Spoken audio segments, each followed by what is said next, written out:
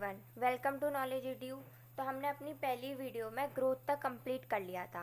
अब इस लेक्चर में हम अपनी बाकी की जितनी भी कैरेक्टरिस्टिक्स होती हैं लिविंग ऑर्गेनिजम्स की, उन सबको डिस्कस करेंगे। तो इसमें अब हम फिक्स जो लाइफ स्पेन के बारे में जानेंगे कि how long they live.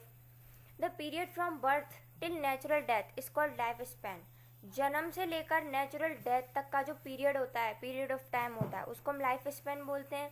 The marigold plant is a seasonal plant which lives for a few months only.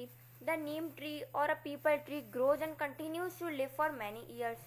जैसे कि हमारा जो मैरीगोल्ड का प्लांट होता है वो एक सीजनल प्लांट होता है, इसलिए वो कुछ ही महीने तक जीवित रहता है। और जो नीम का ट्री होता है और जो पीपल का ट्री होता है वो कंटिन्यूसली ग्रो करता है for many years. Some trees में लिव अप टू 100 years और even 1000 years, but no tree lives for ever. कुछ ट्रीज होते हैं ऐसे जो 100 years तक जी जाते हैं, कुछ ऐसे होते हैं जो 1000 years तक जी जाते हैं। कोई भी ऐसा ट्री नहीं होता जो फॉर एवर जीता हो, मतलब मतलब कि वो जीता ही रहे, ऐसा कोई ट्री नहीं होता है। All animals live up to a certain age after which they die. जितने भी एनिमल्स होते हैं वो सब एक सर्टेन एज तक जीते हैं, उसके बाद वो मर जाते हैं। The life span of some plants and animals are given in figure. अब कैट है, कैट कितने ईयर तक जीती है, कितने सालों तक जीती है? कैट जीती है 35 से लेकर 50 ईयर्स तक। हॉर्स जो है वो कितने साल तक जीता है? 50 से 60 ईयर्स तक। एलिफेंट हमारा 50 से 65 ईयर्स तक। डॉग 20 से 30 ईयर्स तक। मंकी जो होता है वो 20 से 26 ईयर्स तक जीता है। ह्यूमंस 80 से 100 ईयर्स तक जीते हैं। ईगल 80 से 90 ईयर्स तक जीता है। और पैरट जो होता है वो 10 to 15 ईयर्स तक जीता है। मे फ्लाई एडल्ट जो होती है वो केवल और केवल एक दिन जीती है। टॉर्टोइज 150 से लेकर 200 ईयर्स तक जीता है। बनियान ट्री जो है वो 2000 ईयर्स तक जीता है। सेक्यूला जो कैलिफोर्निया कैनीफोर है वो 3000 से लेकर 4000 ईयर्स तक जीता है। और जो वीट का प्लांट होता है वो केवल और केवल 5 months तक होता है। Generally all things are categorize into living and non living. Generally जितनी भी चीज़ें हैं वो सब लिविंग या फिर नॉन लिविंग में डिवाइडेड होती हैं। But when we specifically study biology we categorize the things as living, non living and dead. लेकिन जब हम इस बायोलॉजी को स्पेसिफिकली स्टडी करते हैं हम थिंग्स को डिवाइड कर देते हैं किस किस में, लिविंग में, नॉन लिविंग में और डेड में। For example you may call leather for or a log of wood as non living but biologically they are dead. अब जैसे जो लेदर होता है और जो लॉग ऑफ वुड है वो कहने को तो एक लिविंग का पार्ट है लेकिन वो नॉन लिविंग माने जाते हैं। लेकिन अगर हम बायोलॉजिकली बात करें उसकी बायोलॉजी के कंपैरिजन में तो वो क्या कहलाएंगे? वो एक डेड थिंग्स कहलाएंगी। Dead the remnants of living. Think about the following. The pencil made of wood and lead जिसको कि ग्रेफाइट कार्बन बोलते हैं। अब wood of the pencil was once a part of a tree. अब जो would जो pencil जिससे बनी है वो सबसे पहले एक ट्री का पार्ट थी, लेकिन अब वो क्या है? वो एक नॉन लिविंग है। योर लेदर शूज जो हमारे लेदर के शूज होते हैं, its leather is made from the hide or skin of an animal. Its laces are made of cotton fibre. Both were once part of an animal and a plant respectively. अब उसकी जो laces होती हैं वो किसकी बनी हुई होती हैं? कॉटन फाइबर की बनी होती हैं। Both were once part of an animal and a plant respectively. वो कभी ना कभी एक एनिमल का और एक प्लांट का पार्ट रह चुके हैं। A piece of dry bone left after eating chicken was once a part of animals body. जब चिकन, कुछ लोग ऐसे होते हैं जो चिकन को खाते हैं, अब वो जो होते हैं वो बोन को छोड़ देते हैं, बोन को थोड़ी ना खा जाते हैं। तो बोन जो थी वो सबसे पहले किसका पार्ट थी? एक एनिमल का पार्ट थी, तब वो लिविंग थी। लेकिन अब एक नॉन लिविंग, अब वो बिल्कुल केवल एक डेड रह चुकी है। The above examples are of a dead parts of plants or animals. So we can say that biologically there are 3 categories of things, living, non living and dead. इसलिए हम बायोलॉजिकली कह सकते हैं कि जो चीज़ें होती हैं वो किस में डिवाइड होती हैं? 3 कैटेगरीज में, लिविंग, नॉन लिविंग और डेड में। अब ये एक्टिविटी है name 4 dead things other than those mentioned above. ऊपर जो मेंशन हैं उनके अलावा 4 चीज़ ऐसी बतानी है जो डेड हो। ये एक्टिविटी आपको करनी है। Nutrition, food. When you starve for a day, by the evening you start feeling weak. अगर तुम पूरे एक दिन भूखे रहो तो शाम को ऐसा लगता है कि बिल्कुल भैया आप तो लेट जाओ, बिल्कुल तो बहुत ज़्यादा वीक फील होता है। But when you take food you feel energetic. लेकिन जब तुम फूड ले लेते हो तब तुम्हें एनर्जी फील होती है, एनर्जेटिक फील होते हो तुम। Similarly, if you don't provide any food to an animal, say a rabbit, for some days, it will become weak and may even die. ऐसे ही अगर तुम किसी एनिमल को फूड, उसका न्यूट्रिशन प्रॉपरली नहीं दोगे तो क्या होगा, वो वीक होता जाएगा और वो मर भी सकता है। Similarly a lizard obtains energy by eating insects. ऐसे ही एक जो लिजार्ड होती है उसको एनर्जी कहाँ से मिलती है, जब वो इंसेक्ट्स को खाती है तब मिलती है उसको एनर्जी। ग्रीन प्लांट्स में make their own food. Green plants जो होते हैं वो अपना फूड खुद बनाते हैं। They take in simple things like carbon dioxide and water and manufacture their food in form of starch.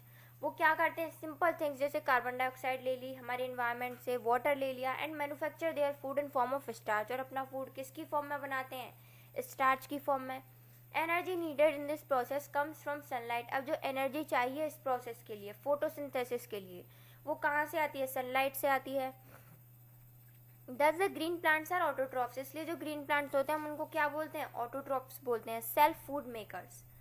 Some animals directly eat the plant parts and some feed on other animals which in turn eat plants. Animals are called heterotrophs. Animals जो होते हैं जितने भी, उन सबको क्या बोलते हैं, heterotrophs बोलते हैं, क्योंकि कुछ एनिमल्स ऐसे होते हैं जो डायरेक्टली प्लांट को खाते हैं और कुछ एनिमल्स ऐसे होते हैं जो दूसरे एनिमलों पे डिपेंडेंट होते हैं जो कि प्लांट पे डिपेंड करते हैं। That is they have different modes of nutrition. इसका मतलब क्या है कि वो डिफरेंट मोड्स रखते हैं न्यूट्रिशन के। As they take food their food directly और इनडायरेक्टली फ्रॉम प्लांट्स, क्योंकि वो डायरेक्टली और इनडायरेक्टली किससे खाना लेते हैं, प्लांट्स से खाना लेते हैं। All living beings need food to acquire energy. जितने भी लिविंग बींग्स होते हैं उन सबको एनर्जी की ज़रूरत है, किसके लिए, अपने फूड की ज़रूरत है एनर्जी बनाने के लिए। This energy is utilized by them to carry out their activities. ये जो एनर्जी है ये उनके द्वारा यूटिलाइज की जाती है अपनी जितनी भी एक्टिविटीज़ होती हैं डेली की, उन सबको परफॉर्म करने के लिए। ठीक है, अभी एक्टिविटी है, take 4 healthy potted plants. 4 healthy potted plants ले लीजिए। से दैट ऑफ बालसम, और उनका कौन से प्लांट लेने हैं, बालसम प्लांट लेने हैं। ये बालसम प्लांट इस तरीके का प्लांट होता है, approximately of the same size, और सारे एक ही साइज के होने चाहिए। Label them as A B C and D, और उनको क्या लेबल कर दीजिए, उनका नाम रख दीजिए ए बी सी और डी। Put them differently as follows, और उनको डिफरेंटली इस तरीके से रख दो। ए को कहाँ रखो, ए को रखो इन एन ओपन प्लेस, ए को एक ओपन प्लेस में रख दो, बिल्कुल खुले प्लेस में। And provide water it to it regularly, और उसको पानी देते रहो रेगुलरली। बी को कहाँ रखो, एक डार्क रूम में रखो for 5 to 6 days and provide water to it regularly. उसको एक डार्क रूम में रखो 5 से 6 दिन के लिए, और उसके बाद उसको पानी लेकिन प्रॉपरली दो। सी को कहाँ रखना है, सी को एक ओपन प्लेस में रखना है, लेकिन उसको पानी नहीं देना है 5 से 6 दिन तक। डी को fully covered underneath a bell jar और cover it by a polythene bag for 5 to 6 days in such a way that no air enters inside it. और डी को कहाँ रखो, एक बेल जार में प्रॉपरली पैक करके रखो, या फिर एक पॉलिथीन बैग से पूरी तरीके से ढक के रखो 5 से 6 दिन तक, कि उसमें कोई भी एयर एंटर ना करे। Observe all the 4 plants after 5 to 6 days। अब चारों प्लांटों को ऑब्जर्व करो 5 से 6 दिन के बाद। You will find that the plant A remains healthy. आप क्या पाओगे कि जो ए है वो तो हेल्दी है, while leaves of plant B C and D have become yellow. लेकिन जो प्लांट्स हैं बी सी और डी वो कैसे पड़ जाएंगे, येलो पड़ जाएंगे, श्रिवल हो जाएंगे और फॉल करना स्टार्ट कर देंगे। जैसे कि उनकी लीव्स फॉल करना स्टार्ट कर देंगी, स्टेम जो है वो झुक जाएंगी। Why the leaves of plant B, C and D started falling? Plant B could not get any sunlight. Plant B को कोई sunlight नहीं मिली, इसलिए plant C को water नहीं मिला, और plant D को air नहीं मिली। यहाँ पे plant D आएगा, C में sprint हो गया है। Thus you can conclude that plants make their food with the help of water and air in presence of sunlight. अब हम इस चीज़ का कंक्लूजन निकाल सकते हैं कि जो प्लांट्स हैं वो अपना फूड किससे बनाते हैं, वाटर से, एयर से, in presence of sunlight. Respiration, release of energy. When you are doing some exercise or running fast, the muscles of your body need more energy. अब जब हम कोई एक्सरसाइज कर रहे होते हैं या हम भाग के आए हुए होते हैं तो हमारी मसल्स को ज़्यादा एनर्जी चाहिए। This energy is provided by burning of food. ये एनर्जी हमें कहाँ से मिलती है, जब हम फूड को बर्न करते हैं तब मिलती है। The process of release of energy by the burning of food in your body is called respiration. अब वो प्रोसेस जिससे कि एनर्जी रिलीज होती है बर्निंग ऑफ फूड से हमारी बॉडी के अंदर, उस प्रोसेस को क्या बोलते हैं हम, respiration. We need oxygen for burning the food through the air we breathe in. हमको ऑक्सीजन चाहिए होती है किसके लिए, फूड को बर्न करने के लिए। Through the air we breathe in, जिस उस एयर से जो कि हम क्या कर रहे हैं, अंदर ले रहे हैं सांस में। Even while we are fast asleep, our chest constantly keeps rising and falling. जब हम सो भी रहे होते हैं तब भी हमारा चेस्ट जो होता है वो कॉन्स्टेंटली उठता है फिर गिरता है, उठता है फिर गिरता है. Thus we say that we are breathing. इसलिए हम कह सकते हैं कि हम उस टाइम पर भी ब्रीथ कर रहे हैं.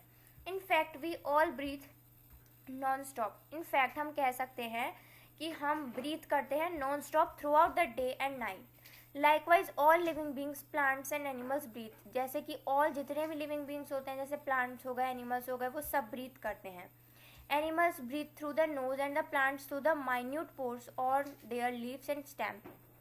Animals जो होते हैं वो अपनी नोज से ब्रीथ करते हैं, और जो प्लांट्स होते हैं वो उनके पास एक छोटे छोटे पोर्स होते हैं उनकी लीव्स पर और स्टेम पे, जिससे कि वो रेस्पिरेशन करते हैं. अब ये एक्टिविटी है visit the biology laboratory of your school and observe the aquarium kept there. अपनी बायोलॉजी लेबोरेटरी को देखो स्कूल की को, और उसमें जो एक्वेरियम रखा हुआ है उसको देखो. Right the names of 2 living beings and 2 non living things you observe in the aquarium. Discuss with your teacher about the following question and write the answer in the space provided. From where are the fishes getting their oxygen supply? जो fishes हैं उनको oxygen supply कहाँ से मिल रही है? How are the plants of aquarium getting carbon dioxide to prepare their food? अब जो plants हैं aquarium के अंदर उनको कार्बन डाइऑक्साइड ले रहे हैं अपना फूड बनाने के लिए. कैसे ले रहे हैं? What is the main function of electricity bulb provided in the aquarium? अब उस इलेक्ट्रिसिटी बल्ब का क्या काम है जो एक्वेरियम में प्रेजेंट है. अब ये 3 क्वेश्चनों के आंसर आपको करने हैं. अगर नहीं आते तो आप पूछ सकते हैं. Excretion, removal of harmful nitrogenous waste. Harmful और नाइट्रोजनस वेस्ट को बॉडी से बाहर निकालना. Body activities of all organisms produce certain nitrogenous waste substances. जिस सबकी बॉडी नाइट्रोजनस वेस्ट को बाहर निकालती है. These are usually harmful and must be thrown out of body. ये बहुत ज़्यादा harmful होते हैं और उनको बॉडी से बाहर निकालना ज़रूरी होता है. इसी प्रोसेस को हम excretion बोलते हैं. The excretion in animals is usually in the form of urine. Animals के अंदर जो excretion होता है वो generally किसकी फॉर्म में होता है? यूरिन की फॉर्म में होता है. Plants throw out their waste products in the form of gums and raisins etc. Plants जो होते हैं वो अपने waste product को किसकी फॉर्म में फेंकते हैं? gums और raisins की फॉर्म में. With the help of special cells or from the entire plant surface. किसकी हेल्प से? स्पेशल सेल्स की हेल्प से या फिर अपनी पूरी एंटायर प्लांट सरफेस की हेल्प से. ये रेजिन्स हैं और ये गम है. अब responsiveness, sensitivity. Suppose you touch a hot plate, you immediately withdraw your hand. अब अगर तुमने कोई भी हॉट प्लेट को टच कर लिया है तो तुम एकदम से अपना हाथ हटाओगे. Here the hot plate is the stimulus. यहाँ पर जो हॉट प्लेट है वो क्या है? स्टिमुलस है, और तुमने एकदम से हाथ हटाया, वो क्या हुआ? तुम्हारा रेस्पॉन्स हुआ. स्टिमुलस इज अ हैपनिंग और a change in the surrounding which affects an individual. Stimulus जो होता है वो एक तरीके का काम होता है और चेंज होता है जो सराउंडिंग इन द सराउंडिंग में हुआ, विच अफेक्ट्स एन इंडिविजुअल, जो क्या करता है? अफेक्ट करता है किसी भी एक इंडिविजुअल को. The reaction which an individual shows to the stimulus. और वो रिएक्शन जो इंडिविजुअल शो करता है किसको? स्टिमुलस को, उसको क्या बोलते हैं? Responsiveness. Some other examples are the moment your teacher enters the classroom you immediately stand up as a mark of respect to him और हर. अब जैसे ही कोई भी एक टीचर क्लासरूम में एंटर करता है आप एकदम से स्टैंड अप हो जाते हो, खड़े हो जाते हो. किसके लिए? उनकी रेस्पेक्ट करने के लिए. टू हिम और her. Show a stick to a stray dog, the dog quickly runs away. अब अगर तुम किसी भी एक बाहर के कुत्ते को एक स्टिक दिखाओगे तो वो क्या करेगा? एकदम से भागने लगेगा. The leaves of sensitive plant like Lajwanti start drooping the moment you touch them. अब जो लीव्स होती हैं, हमने लोकोमोशन में भी पढ़ा था लाजवंती के बारे में. जो लीव्स होती हैं सेंसिटिव प्लांट, जिसको जैसे कि लाजवंती है उसको टच मी नॉट प्लांट भी बोलते हैं, छुई मी का प्लांट भी बोलते हैं. वो एकदम से क्या करता है? अपनी लीव्स को मोड़ लेता है जब हम उसको टच करते हैं, तो वो भी उसका रेस्पॉन्सिवनेस हो गया. Plants grow in shade tend to bend towards light. Plants जो शेड में ग्रो कर रहे हों वो कहाँ पे मुड़ जाते हैं? जहाँ पर लाइट आ रही होती है वहाँ पर मुड़ जाते हैं. जैसे ये एक्टिविटी है, take a healthy potted plant, keep this pot inside a dark room by the side of an open window. After some days you will notice that the plant bends towards the open window, that is towards light. Here the plant is showing a positive response to light. Can you think of advantage which the light plant gets from bending towards light? अब एक healthy potted plant लो, उस pot को क्या रखो? एक dark room में रख दो, bye the side of an open window, एक ओपन विंडो के पास में. कुछ दिनों बाद तुम क्या देखोगे कि वो जो प्लांट है वो कहाँ पर मुड़ गया है, ओपन विंडो की तरफ मुड़ गया है, लाइट की तरफ। यहाँ पर प्लांट क्या कर रहा है, एक पॉजिटिव रेस्पॉन्स शो कर रहा है, किसको, लाइट को। क्या तुम इसका एडवांटेज बता सकते हो कि जो प्लांट है उसको लाइट की तरफ मुड़ के क्या एडवांटेज मिल रहा है? इसका जवाब भी आप देंगे, नहीं आता तो आप पूछ सकते हैं। In the above example, showing the stick to the dog, touching the leaves and the light falling on the plant from one side are stimuli. अब जो ऊपर एग्जाम्पल्स हमने देखे उसमें स्टिक टू द डॉग, अब हमने स्टिक दिखाई dog को, लीफ को टच किया और लाइट जो प्लांट पे गिर रही है वो क्या है, स्टिम्युली है और इसका प्लूरल है stimulus. Light, sound, heat, smell, touch, pressure etcetera are examples of various stimuli. All living beings, plant or animal react to stimuli. जितने भी लिविंग बींग्स हैं, चाहे वो प्लांट हो चाहे वो एनिमल हो, वो सब किसकी तरफ रिएक्ट करते हैं, स्टिमुली की तरफ। Reproduction, produce of springs. You have already learn that every living being has a definite life span and it dies after a certain stage. If an organism simply live and ultimately die, its race would come to an end. To continue their race, all living beings tend to produce their young ones. अब हमने तो ये पढ़ा है कि जो living beings होते हैं उनकी एक डेफिनेट लाइफ स्पैन होती है और वो कुछ ही एज के बाद मर जाता है। अगर जो ऑर्गेनिज्म है वो जिए और अल्टीमेटली फिर वो मर जाए तो उसकी रेस जो है वो ख़त्म हो सकती है। इसीलिए उसकी इस रेस को कंटिन्यू करने के लिए जो लिविंग बींग्स होते हैं वो क्या करते हैं, यंग वंस को प्रोड्यूस करते हैं। You have seen that seeds produced by plants germinate and give rise to new plants. You also know that a cow gives birth to a calf and a bird lays egg which produce chicks. हम ये भी जानते हैं कि जो काव है वो काल्फ को बर्थ कर देती है और जो बर्ड है वो क्या करती है, एग्स ले करती है, जिससे कि उसके बाद उसमें से क्या निकलते हैं, चिक्स निकलते हैं। All the plants and animals reproduce and give birth to their own kind. जितने भी प्लांट्स और एनिमल्स हैं वो रिप्रोड्यूस करते हैं, वो अपने ही जैसे को बर्थ देते हैं। ये रहे जैसे कि ये हमारी हैन है और ये उसके चिकन्स हैं, ये डॉग है और ये उसके पपीज़ हैं, ये काव है और ये उसका काफ है। ये रिप्रोडक्शन होता है।